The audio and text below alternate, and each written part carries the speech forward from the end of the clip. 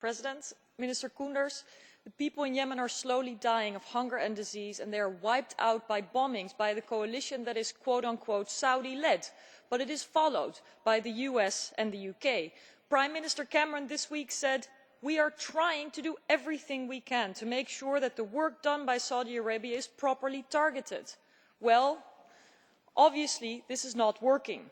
It is a disgrace that your proposals, and by this I mean those by the Dutch government, to have an inquiry into the war crimes perpetrated in Yemen through the UN was actively boycotted by Saudi Arabia, and also that France and the UK did not support the Netherlands. The EU, if it wants to be strong, needs a common position.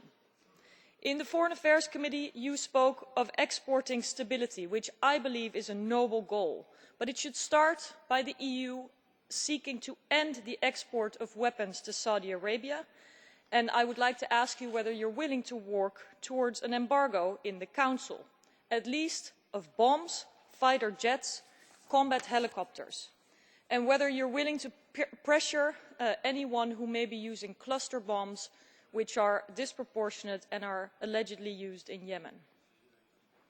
I want to ask whether you agree that the violence in Yemen underlines the need for the EU to review its relationship with Saudi Arabia and actually make it more even-handed with the relationship we have with the Islamic Republic of Iran. After the nuclear deal, there is room to engage that country, also with regard to ending the violence in Yemen. Iran, as Saudi Arabia, must be pushed to be a part of the solution and end the violence in the Middle East.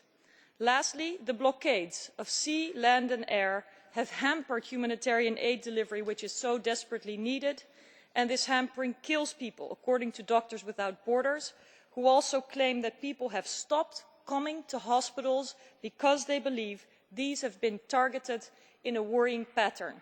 Thank you very much.